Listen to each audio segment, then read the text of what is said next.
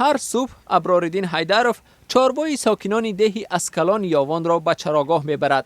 5 سال این جانب شغلش پادبانی است و چاروای همدهانش را مثل مال خود نگاه و بین و پرورش میکند. امسال تشویشش زیاد است چون بارش کم شد، چراگاه علف ندارد. پدر اگر تو بگیره بچارد سیر نمینه. میره و خونه صاحبش میگه پدر آخه گو چه کنم؟ او علف نیست. فیض برکت هم پرید. سیر نمینه تو بگه. کم شدن بارش و خشکیدن چراگاه ها را حیدروف کار خدا میداند. این است که میگوید فیض و برکت پرید. اما عالمان میگویند این حالت بیشتر نتیجه کار خود انسان است که دود و اخراج به شدت گازهای گلخانه‌ای باعث گرمشوی اقلیم شد. خشکی اقلیم به نظر میرسد و این به حاصلناکی چراگاه ها بسیار تاثیر منفی میرساند و این باعث آن میگردد که وقتش آمده است که ما هم باید که آبیاری نمودن چراگاه را فکر نماییم. اما خشک و بی‌حاصل و تا جای بیابان شدن چراگاه ها در تاجیکستان به گفته متخصصان تنها پیامد گرمشوی اقلیم نیست. در اختیار یک عده افرادی دارا قرار گرفتن چراگاه ها و افزایش چاروای خرد و کلان در تاجیکستان نیز از سبب های انقراض چراگاه ها گفته می شود. بنابر اطلاع وزارت کشاورزی 93% چاروای کلان و 82% مال میده از مردم است، اما 70% چراگاه ها را شمار کمی صاحبان خواجگی ها در اختیار دارند. چند پیش این مشکل باعث بحث گرم در پارلمان شد. موضوع چراگاه‌ها بسیار وقت می‌بینیم که در بعضی شهرها خود 200,000 اهالی هست، چراگاه‌ها 10-15 نفر گرفته است.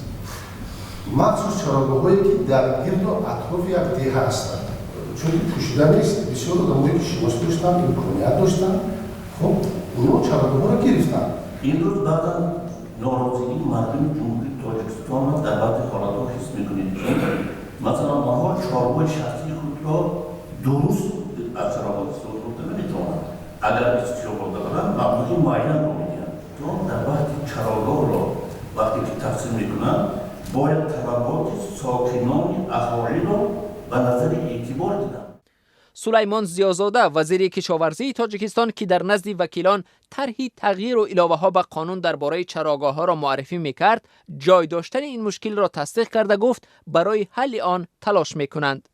حقیقتا درست است که بعضی شخصانی هستند، شما درست گفتید که در دیگر جمعه شنن که چراگاه گرفتگی هستند، امروز اجاره میدن و درآمدهای چی میگیرند. برای همین این مسئله نو نیست. این مسئله که ما کاربری کرده ایستادیم، بسیار ایرادهای هم هست نسبت به همین مسئله. من فکر میکنم که در دوره قانون‌های عمل کننده این مسئله بررسی کرده میشه.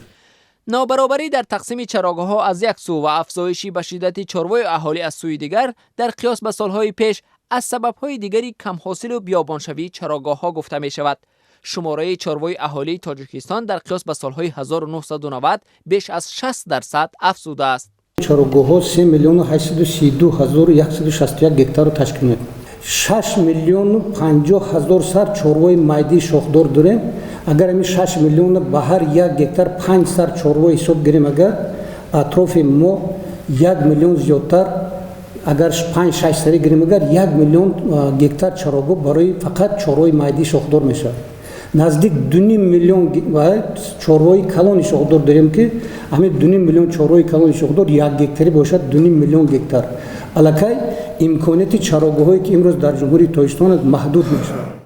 تغییریابی اقلیم، خشک و بی‌حاصل شدن چراگاه ها در دست یک گروه معین جمع شدن آنها در نهایت به نیک و احوالی ساکنان ضربه میزند، چون چاروایشان غذای کافی پیدا نمی کند. این است که در اکثر روستاهای تاجیکستان گاوها خراب و لاغر به نظر می رسند.